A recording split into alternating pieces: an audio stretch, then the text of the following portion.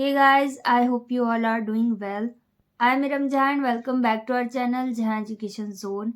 So today we are going to solve exercise 15.1 from question number 3rd. Chapter name is Circle and the author of this book is Dr. Sudhir Kumar Pundir. So what are you waiting for? Let's get started. Question number 3rd में हमें एक figure दिया गया है और इसमें बताया गया है कि दो कॉन्सेंट्रिक सर्कल्स हैं. कॉन्सेंट्रिक मतलब ऐसे सर्कल जो सेम सेंटर से बनाए गए हो. यहाँ पर सेंटर दोनों ही सर्कल्स का ओ है. ओके. और यहाँ पर बताया गया कि ABCD पॉइंट्स हैं जो कि इंटरसेक्ट कर रहे हैं लाइन L को. ओके. तो यहाँ पर ये लाइन गई है और इसमें इंटरसेक्शन पॉइंट है ABCD. ओके. और यहाँ पर ये भी बताया गया कि AD 12 सेंटीमीटर्स का है, BC 8 सेंटीमीटर्स का है और यहाँ पर हमें लेंथ पता करनी है AB की अलग, CD की अलग, AC की अलग और BD की अलग. ओके.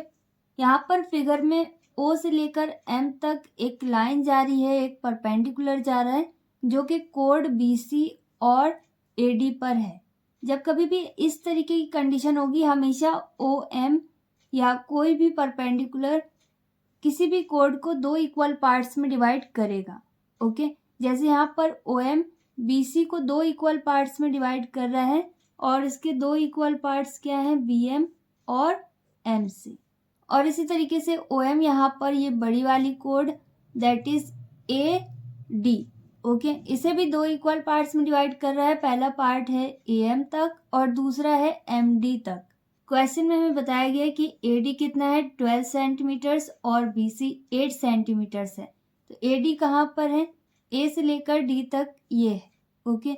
और यहाँ पर ये OM की वजह से दो इक्वल पार्ट्स में डिवाइड हो रहा है. तो यहाँ पर हम लिख सकते हैं AD और AD किसके बराबर है? AM और MD के बराबर. ओके. तो यहाँ पर अगर AD 12 सेंटीमीटर्स है तो AM बराबर होगा किसके बराबर होगा?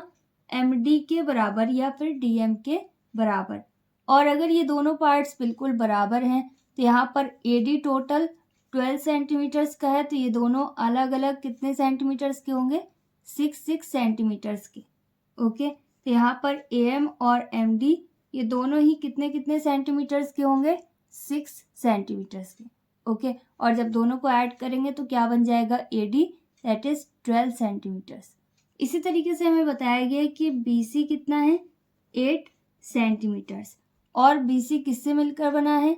BM और MC से. तो यहाँ पर हम लिख सकते हैं BM is equal to MC और ये दोनों आपस में बराबर होंगे क्योंकि यहाँ पर भी OM की वजह से ये दो इक्वल पार्ट्स में डिवाइड हो रहे हैं. ओके. तो यहाँ पर टोटल BC कितना है? 8 सेंटीमीटर्स. यहाँ पर इसका हाफ हमें नोट करना होगा क्योंकि ये दो बराबर पार्ट्स में डिवाइड हो रहा है. तो 4 यहाँ पर रहेगा 4 सेंटीमीटर्स और 4 सेंटीमीटर्स यहाँ पर रहेगा. ओके.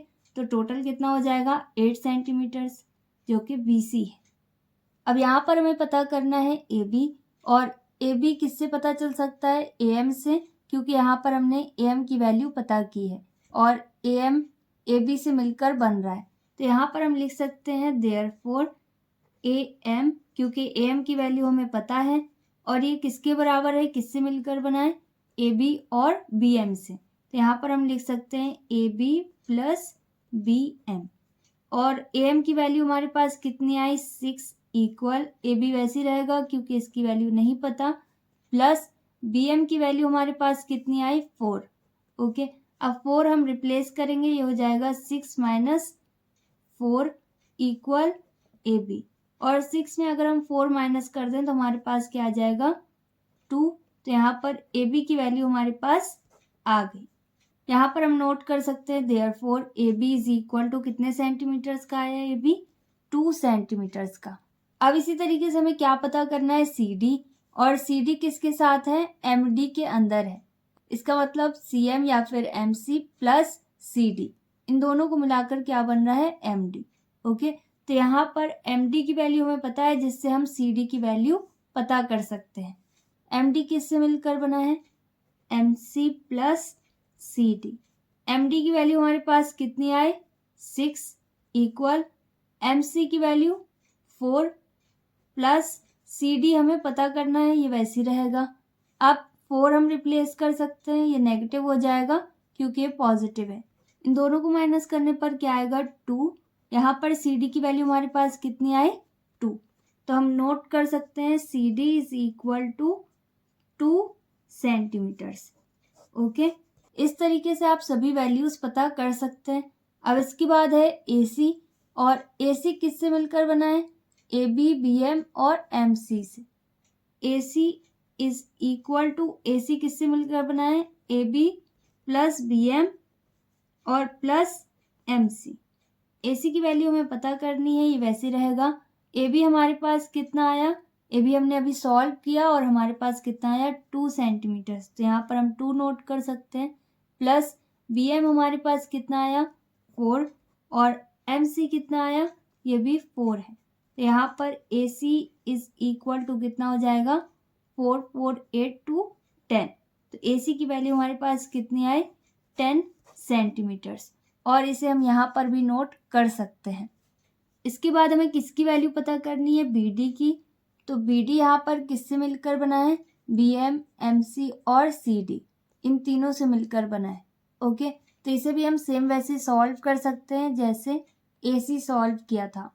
यहाँ पर हम नोट कर सकते हैं therefore BD is equal to, और BD किससे मिलकर बना है BM plus MC plus CD, और BD की वैल्यू हमें नहीं पता, ये वैसे रहेगा इक्वल। BM की वैल्यू हमारे पास आ चुकी है, कितनी आई 4 सेंटीमीटर्स, और MC की वैल्यू भी 4 है, और CD की वैल्यू हमारे पास कितनी आई 2। ओके, इसे अभी हमने सॉल्व किया था, यहाँ पर 2 आया था। अब BD वैसे रहेगा इक्वल, इन सभी को ऐड करने पर क्या आ जाएगा 10, और यहाँ पर हम सेंटीमीटर का साइन शो कर सकते हैं। यहाँ पर हमें यही पता करना था, और ये चारों वैल्यूज हमारे पास आ गई, and this is our final answer. Next is question number 4। अब यहाँ पर हमें बताया गया है कि इस सर्कल का एक आर्क हमारे पास है, और उस सर्कल को हम किस तरीके से कंप्लीट कर सकते हैं, ये हमें शो करना है या फिर ये हमें प्रूव करना है। यहाँ पर सबसे पहले आर्क हमें कुछ भी अज्यूम करना होगा कि आर्क PQ है, AB है, तो इसे मैंने यहाँ पर PQ अज्यूम किया है। यहाँ पर हम नोट कर सकते हैं let PQ be an arc of the circle. Okay, और आप यहाँ पर इसे जो कुछ भी अज्यूम करना चाहें कर सकते हैं। यहाँ पर पेज में नीचे की तरफ मैं एक आर्क ड्रॉ कर रही हूँ, और यहाँ पर हमें क्या करना है सर्कल कंप्लीट करना है। लेट अस अज्यूम ये आर्क है जिसका नाम है PQ। ओके, अब यहाँ पर अगर हमें इससे सर्कल कंप्लीट करना है तो इसमें सेंटर हमें पता होना चाहिए। ओके, तो इसका सेंटर कैसे पता करना है उसका हमारे पास तरीका क्या है ये भी पता कर लेते हैं। यहाँ पर हमें स्टेटमेंट्स भी नोट करने होंगे, और अगर आप स्टेप बाय स्टेप इसे नोट करना चाहें इसके कंस्ट्रक्शन तो ऐसे भी कर सकते हैं। ओके, तो यहाँ पर हम नोट कर सकते हैं in order to complete the circle first of all we have to find out its centre and radius. किसी भी सर्कल को हम तभी कंप्लीट कर सकते हैं जब हमें उसका सेंटर और उसकी रेडियस पता हो। अब इस आर्क से बनने वाले सर्कल का सेंटर पता करने के लिए कुछ स्टेप्स हैं जो कि हमें पता होने चाहिए। यहाँ पर सबसे पहले हमें किसी एक पॉइंट को अज्यूम करना होगा, तो लेट अस अज्यूम ये पॉइंट R है। ओके, आप इस पॉइंट को कुछ भी अज्यूम कर सकते हैं, और जितना कुछ भी हम कंस्ट्रक्ट कर रहे हैं यहाँ पर उसे हमें नोट करना होगा। ओके, यहाँ पर हम नोट कर सकते हैं now take a point R on the arc PQ। Okay, PQ arc पर हमने क्या पॉइंट अज्यूम किया R। P से R को हमें ज्वाइन करना है यहाँ पर, और Q से भी हमें R यहाँ पर ज्वाइन करना है। इसके आगे हम नोट कर सकते हैं and join PR and QR। अब इसके बाद PR और RQ इन दोनों ही लाइंस का बाइसेक्टर हमें पता करना है। हमेशा जिस भी एंगल या फिर जिस भी लाइन का बाइसेक्टर हम पता करने वाले हैं हमेशा उस लाइन को हमें आधे से ज़्यादा नापना होगा। ओके, तो यहाँ पर ये आधे से ज़्यादा है लाइन का, और इससे हमें 2 आर्क बनाने हैं ऊपर और नीचे की तरफ।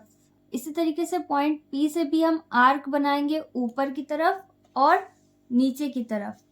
ओके, और यहाँ पर अगर आर्क कम पड़ जाए तो आप इसे बढ़ा भी सकते हैं दूसरे साइड से इस तरीके से। ओके। अब इन आर्क के सेंटर से होते हुए एक लाइन हमें ड्रॉ करनी है, तो यहाँ पर हम एक लाइन से इनको ज्वाइन कर देंगे। ओके। इसी तरीके से हमें RQ में भी एक बाइसेक्टर बनाना है।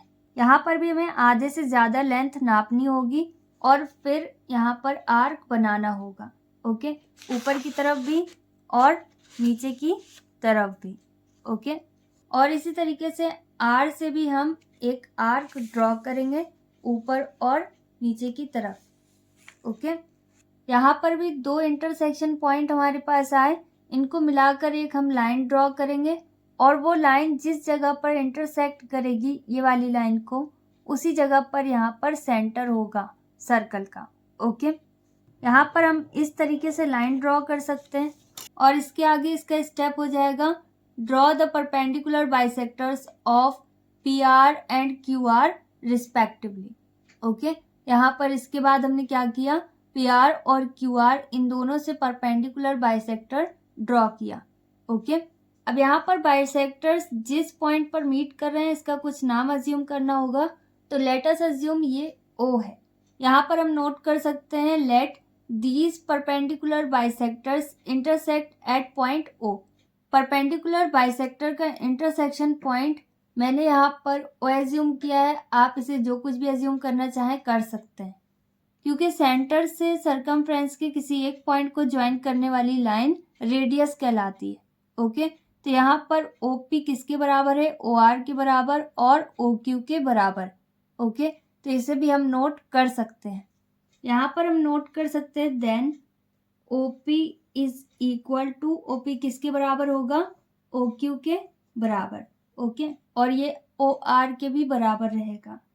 तो अब क्योंकि ये दोनों आपस में बराबर हैं और ये क्या है, रेडियस है, यहाँ पर हम नोट कर सकते हैं draw a circle with centre O and radius OP is equal to OQ, और यहाँ पर रेडियस हमेशा सभी जगह बराबर ही होगी to get the required circle.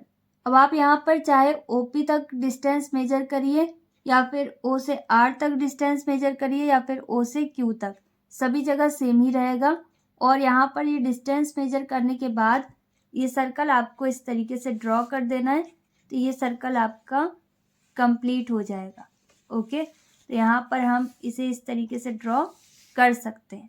इस तरीके से आप इसे कंस्ट्रक्ट कर सकते हैं और इसके स्टेप्स आप जिस तरीके से लिखना चाहें लिख सकते हैं। ओके, तो आई होप आपको समझ में आ गया होगा कि इसे किस तरीके से सॉल्व करना है। Next is question number 5। अब यहाँ पर हमें एक सर्कल का सेंटर पता करने का मेथड बताना है। सबसे पहले हमें एक ऐसा सर्कल ड्रॉ करना होगा जिसका सेंटर हमें नहीं पता। ओके, तो लेट अस अज्यूम कि ये एक सर्कल है जिसका सेंटर हमें नहीं पता। यहाँ पर भी हमारे पास मान लो ये एक आर्क है, तो यहाँ पर हमें टोटल 3 पॉइंट लेने हैं। ओके, तो मान लिया ये 3 पॉइंट्स हमारे पास हैं और इसका कुछ नाम अज्यूम करना है, तो ये हो जाएगा A, B और C। ओके, यहाँ पर आप नोट कर सकते हैं स्टेप्स ऑफ कंस्ट्रक्शन और डायरेक्ट आप इसके पॉइंट्स भी नोट कर सकते हैं। ओके, तो सबसे पहले हम नोट करेंगे take 3 distinct point on the circle से ABC। ओके, यहाँ पर मैंने इसे ABC एज्यूम किया है, आप इसे कुछ भी एज्यूम कर सकते हैं। अब इसके बाद सेम वैसे ही है, यहाँ पर हमें सबसे पहले A से B को ज्वाइन करना होगा और फिर C से भी हमें B ज्वाइन करना होगा। ओके, और ये वाला स्टेप भी हमें यहाँ पर नोट करना है। यहाँ पर हम नोट कर सकते हैं ज्वाइन AB एंड BC। अब इसके बाद यहाँ पर हमें AB और BC इन दोनों ही लाइंस का बाइसेक्टर पता करना है, और बाइसेक्टर कैसे पता करते हैं ये आपको पता है। यहाँ पर हमें आधे से ज़्यादा लेंथ AB की सबसे पहले मेजर करनी है। आप किसी की भी पहले मेजर कर सकते हैं, यहाँ पर मैं AB की लेंथ पहले मेजर कर रही हूँ। यहाँ पर ये आधे से ज़्यादा है। अब यहाँ पर हम आर्क ड्रॉ कर सकते हैं ऊपर और नीचे दोनों ही साइड। ओके, और इसे बिना हिलाए आपको सेम आर्क A से बनाना होगा और इसी तरीके से आपको इसे नीचे भी ड्रॉ करना होगा। अब इन दोनों ही आर्क्स को हमें ज्वाइन करना होगा एक लाइन से, तब ये बाइसेक्टर आ जाएगा हमारे पास AB का। इसी तरीके से हम BC का बाइसेक्टर पता कर सकते हैं। यहाँ पर भी हमें आधे से ज़्यादा मेजर करना होगा लेंथ और आर्क बनाना होगा ऊपर और नीचे दोनों ही तरफ। ओके, इसके बाद बी से भी हमें सेम आर्क ड्रॉ करना है, बिना हिलाए आप सेम मेजरमेंट से ही इसे बनाना। अब इसके बाद इसे भी हमें एक लाइन से ज्वाइन करना होगा और इसका बाइसेक्टर चेक करना होगा। यहाँ पर ये और ये दोनों इंटरसेक्शन पॉइंट्स को मिलाती हुई एक लाइन ड्रॉ करनी है और यहाँ पर हमारे पास इंटरसेक्शन पॉइंट आ गया। यहाँ पर हम नोट कर सकते हैं draw the perpendicular bisectors of A B and B C. यहाँ पर ए बी और बी सी इन दोनों के ही बाइसेक्टर्स आ गए और यहाँ पर इनका इंटरसेक्शन पॉइंट भी आ गया जो कि इस सर्कल का सेंटर है और इसे हम यहाँ पर ओ एज्यूम कर सकते हैं। यहाँ पर हम नोट कर सकते हैं which intersect each other at O, इसी थर्ड पॉइंट में। ओके, इसके जो परपेंडिकुलर बाइसेक्टर्स हैं वो इंटरसेक्ट कर रहे हैं एक दूसरे को, कहाँ पर, पॉइंट ओ पर। ओके, यहाँ पर ये ओ क्या है, इस सर्कल का सेंटर है और इस तरीके से आप इसे शो कर सकते हैं, प्रूव कर सकते हैं या फिर इसके स्टेप्स नोट कर सकते हैं। ओके, तो लास्ट में हम स्टेटमेंट नोट कर सकते हैं therefore O is the required center of the given circle. Next is question number 6. अब यहाँ पर बताया गया कि 2 इक्वल सर्कल्स हैं जो कि P और Q पर इंटरसेक्ट कर रहे हैं। तो सबसे पहले इसे ड्रॉ करते हैं। क्वेश्चन नंबर 6 में हमें बताया गया कि 2 सर्कल्स हैं, इक्वल है, बिल्कुल सेम नाप के हैं और ये एक दूसरे को इंटरसेक्ट कर रहे हैं पॉइंट P और Q पर। तो यहाँ पर लेट अस अज्यूम ये P है और ये Q है। ये सभी कंस्ट्रक्शन आपको अच्छे से दिखाई दे इसलिए मैं इसे पेन से ड्रॉ कर रही हूँ, आप पेंसिल का ही यूज करना। ओके, अब इसके आगे हमें बताया गया है कि एक स्ट्रेट लाइन है जो कि P से होकर जाएगी और A और B सर्कल के पॉइंट्स पर मिलती है। ओके, यहाँ पर P से होकर एक लाइन जाएगी जो कि सर्कल में पॉइंट A और B पर मिलती है। ओके, सर्कल में मतलब सर्कल के ऊपर 2 पॉइंट है जिनसे ये मिल रही है और यहाँ पर हमें प्रूव करना है कि QA QB के बराबर है। अब इससे पहले हम इसे प्रूव करें, सबसे पहले एक कंस्ट्रक्शन हमें करना होगा। यहाँ पर अगर हम P से Q को ज्वाइन करें तब यहाँ पर हमारे पास 2 ट्राइंगल्स आएंगे और इन दोनों ट्राइंगल्स को अगर हम कॉन्ग्रुएंट प्रूव कर दें तब यहाँ पर इसके साइड्स भी बराबर प्रूफ हो जाएंगे। यहाँ पर सबसे पहले हमें P से Q को ज्वाइन करना होगा और कंस्ट्रक्शन में नोट करना होगा ज्वाइन P एंड Q या फिर डायरेक्ट PQ। ओके, अब यहाँ पर 2 ट्राइंगल्स हमारे पास हैं, इन दोनों ट्राइंगल्स को हमें कॉन्ग्रुएंट प्रूव करना होगा। तो यहाँ पर हम इसका प्रूफ नोट कर सकते हैं। यहाँ पर एक ट्राइंगल हमारे पास है APQ और दूसरा ट्राइंगल हमारे पास है BPQ। यहाँ पर हो जाएगा ट्राइंगल BPQ। यहाँ पर PQ क्या है, कॉमन, और ये कॉमन कोड है। ओके, इन दोनों ही सर्कल में ये कॉमन है। तो यहाँ पर हम लिख सकते हैं PQ और PQ क्या है, इसे कंडीशन में नोट कर सकते हैं, ये कॉमन कोड है to both the circles. Okay, अब इसके बाद यहाँ पर एंगल P इन दोनों ही ट्राइंगल्स में है तो यहाँ पर एंगल P कॉमन है। यहाँ पर हम नोट कर सकते हैं एंगल APQ फर्स्ट ट्राइंगल में, यहाँ पर आ जाएगा APQ और किसके बराबर होगा, QPB के बराबर। अब इसके बाद यहाँ पर एंगल A और एंगल B भी आपस में बराबर होगा क्योंकि यहाँ पर इसकी कोड बराबर है। ओके, तो जब कोड्स बराबर होती हैं तो एंगल्स भी बराबर हो जाते हैं। ओके, तो यहाँ पर कोड बिल्कुल सेम है, बराबर है, इक्वल है, इसलिए बची हुई कोड भी बिल्कुल बराबर हो जाएंगी जिससे यहाँ पर एंगल्स भी बराबर हो जाएंगे। ओके, तो यहाँ पर हम नोट कर सकते हैं एंगल PAQ, यहाँ पर हम लिख सकते हैं PAQ। एंगल A किसके बराबर है, एंगल B के बराबर, तो ये हो जाएगा QBP। ओके, यहाँ पर आ जाएगा एंगल QBP और आप इस तरीके से भी इसे अज्यूम कर सकते हैं क्योंकि यहाँ पर QA QB के बराबर प्रूव करना है। तो जब 2 साइड्स बराबर होती हैं तो इनके सामने वाले एंगल्स या ऑपोजिट एंगल्स भी बराबर होते हैं। ओके, तो यहाँ पर QA का ऑपोजिट एंगल B है और QB साइड का ऑपोजिट एंगल A है, ये भी आपस में बराबर होंगे ट्राइंगल QBA में या फिर AQB में, जो कुछ भी आप इसे अज्यूम करना चाहें कर सकते हैं। और ये एंगल्स कैसे बराबर हुए, क्योंकि यहाँ पर कोड कॉमन है। अगर आप यहाँ पर कंडीशन नोट करना चाहें तो लिख सकते हैं कॉमन कोड। ओके, यही कंडीशन रहेगी यहाँ पर भी। तो अब यहाँ पर हमारे पास दो एंगल और एक साइड बिल्कुल बराबर आए इन दोनों ही ट्राइंगल्स में, जिससे प्रूव हो रहा है कि दोनों ट्राइंगल्स क्या हैं, कॉन्ग्रुएंट। ओके, यहाँ पर हम डायरेक्टली नोट कर सकते हैं देयरफॉर ट्राइंगल APQ एंड दूसरा वाला ट्राइंगल हमारे पास है ट्राइंगल BPQ, ये दोनों क्या है, कॉन्ग्रुएंट है।